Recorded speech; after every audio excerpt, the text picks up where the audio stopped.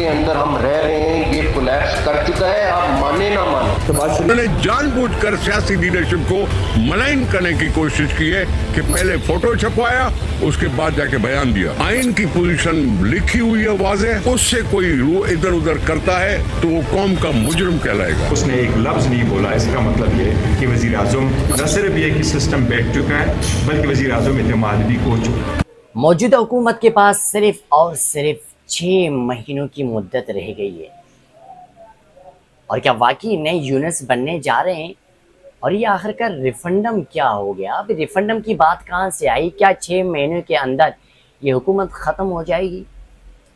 29 जुलाई से तो पूरा मामला ठीक था, लेकिन फिर अचानक क्या हुआ? हाँ, अचानक ये हुआ कि मोहसिन नकवी का इकोनॉमिक समिट से खिताब करते हुए एक बयान सामने आया। उसने सियासी हलकों में एक हलचल मचा दी।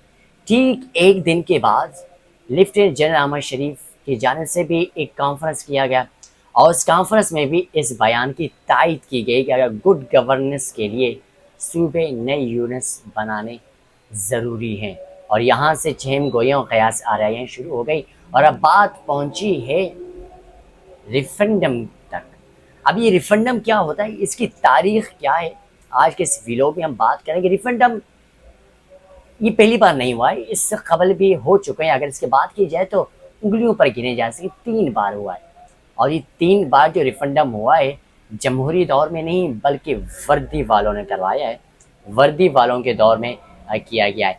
पहला रिफरेंडम 1962, दूसरा रिफरेंडम 1984 और तीसरा रिफरेंडम सन 2002 में हुआ है।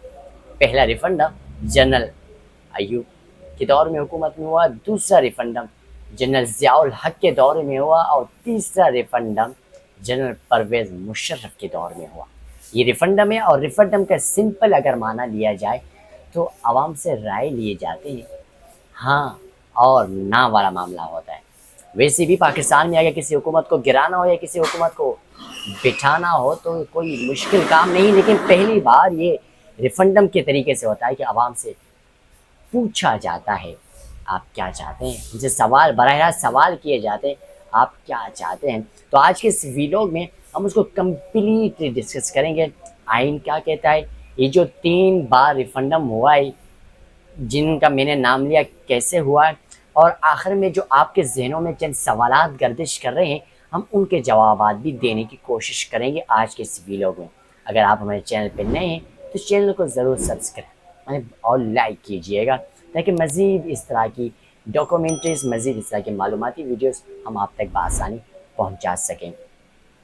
पाकिस्तान की तारीख़ में सिर्फ चंद बार ऐसा हुआ जब आवाम से बराह रास्त सवाल पूछा गया, लेकिन दिलचस्प बात यह है कि पाकिस्तान के तीनों बड़े कौमी रिफरेंडम्स जमहूरी हुकूमतों ने नहीं करवाए बल्कि फ़ौजी अदवार में।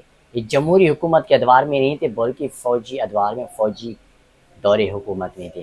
क्या रिफरेंडम वाकई आवाम की राय मालूम करने का ज़रिया था या उसे हुक्मरानों ने अपने इक़्तिदार के कानूनी जवाब से देने के लिए इस्तेमाल किया गया था? अवामी था या फिर ये अपनी जो हुकूमत होती है उन्हीं के लिए इसको इस्तेमाल किया गया? और सबसे अहम सवाल ये है कि आज भी पाकिस्तान में रिफरेंडम हो सकता है? इसका जवाब हम आगे जाकर देंगे आपको आज के इस वीडियो में। अब तारीख़, आइन, तारीख़ और मौजूदा सियासी निज़ाम की रोशनी में इस मौजू को समझने की कोशिश करते हैं। सबसे पहले जान लेते हैं कि ये रिफरेंडम क्या है। रिफरेंडम एक ऐसा आइनी और जमहूरी तरीका है जिसमें हुकूमत किसी अहम कौमी या आइनी मामले पर बराह रास्त आवाम से राय लेती है, सवाल करती है। आम इंतखाबात में लोग अपने नुमाइंदे मुंतखब करते हैं, लेकिन रिफरेंडम में सिर्फ़ और सिर्फ आवाम से एक सवाल किया जाता है और उसका जवाब आवाम देती है हाँ या ना में। दुनिया के मुख्तलिफ ममालिक में रिफरेंडम्स आइन में तरमीम, खुद मुख्तारी, नए कवानीन या अहम कौमी फैसलों के लिए इस्तेमाल होता है। पाकिस्तान का पहला रिफरेंडम 1960 में हुआ। 1958 में मुल्क में मार्शल लॉ नाफिज हुआ और जनरल मोहम्मद अयूब खान इक़्तिदार में आए। अयूब खान ने बेसिक डेमोक्रेसीज़ का तमाम निज़ाम मुतारिफ़ करवाया जिसके तहत आम आवाम ने बराह रास्त वोट नहीं दिए बल्कि मुंतखब बेसिक डेमोक्रेसी सदर पर एतमाद ज़ाहिर किया। اس وقت بھی انہیں ووٹ نہیں ملا تھا، لیکن سرکاری نتائج کے مطابق 95% سے زائد حمایت سامنے آئی۔ 95% کچھ لوگ کہتے ہیں اور کچھ لوگ 80% بھی کہتے ہیں۔ آئین کے بعد 1962 کا آئین نافذ کیا گیا اور صدارتی نظام متعارف ہوا۔ تاہم اپوزیشن کا موقف تھا چونکہ عام عوام نے براہ راست ووٹ نہیں دیا، اس لیے اسے مکمل عوامی ریفرنڈمز نہیں کہا جا سکتا ہے۔ لیکن میں نے آپ کو شروع میں کہا تھا کہ یہاں تو عوام کو صرف نام لیا جاتا ہے، بلکہ کیا وہی جاتا ہے جو انہیں سمجھ میں آتا ہے۔ دوسرا ریفرنڈم 1984 میں ہوا۔ 1977 میں جنرل ضیاء الرحمن نے اقتدار سنبھالا۔ 1984 میں ایک ریفرنڈم کرایا گیا۔ ظاہری طور پر سوال اسلامائزیشن کی حمایت سے متعلق تھا، لیکن اگر کوئی ووٹر ہاں کہتا تو اس کا مطلب جنرل ضیاء الحق کی مزید 5 سالہ صدارت کی منظوری بھی سمجھی جاتی۔ سرکاری نتائج کے مطابق 95% ووٹ حمایت میں آئے، لیکن اپوزیشن جماعتوں نے اس کا بائیکاٹ کیا، جبکہ متعدد مبصرین نے ووٹنگ کے عمل اور ٹرن آؤٹ پر سوالات اٹھائے اور اسلامائزیشن پر یہ بات سوال کیا گیا، اسلامی ملک پر۔ تو یقیناً عوام نے تو ہاں کی نا، ہم ایک اسلامی جمہوریہ پاکستان کی عوام ہیں تو ہم یقیناً اسلامائزیشن کے لیے ہاں ہی کہیں گے۔ تو یہ تھا دوسرا ریفرنڈم۔ تیسرا ریفرنڈم 2002 میں ہوا۔ 1999 میں جنرل پرویز مشرف نے اقتدار سنبھالا۔ اس میں مقامی حکومتوں، اصلاحات، انتہا پسندی کے خاتمے اور ملک میں استحکام جیسے نکات کے ساتھ جنرل پرویز مشرف کو مزید 5 سال صدر رکھنے کی منظوری طلب کی گئی۔ سرکاری نتائج کے مطابق تقریباً 98% حمایت میں آئے، تاہم اپوزیشن جماعتیں، انسانی حقوق کی تنظیموں اور متعدد مبصرین نے اس عمل پر اعتراضات کیے اور شفافیت پر سوال اٹھائے۔ یعنی کہ تینوں جو ریفرنڈمز ہوئے، کسی ریفرنڈم میں بھی عوام کی حمایت شامل نہیں تھی، تو اب کہاں سے عوام کی حمایت شامل ہوگی؟ تو یہ سمجھ لے کہ اب بھی اگر ریفرنڈم انہوں نے کروانا ہوئے، کیونکہ نئے یونٹس انہوں نے بنانے ہیں، 18 سے 19 نئے یونٹس بننے جا رہے ہیں، تو انہوں نے یونٹس تو بنانے اور یہ ریفرنڈم بھی کرائیں گے، جب ان کا جو دل چاہے یہ وہی کراتے ہیں۔ اب یہ جان لیتے ہیں کہ پاکستان کا آئین کیا کہتا ہے۔ 1973 کے آئین میں ریفرنڈم مستقل سیاسی روایت کے طور پر شامل نہیں تھا۔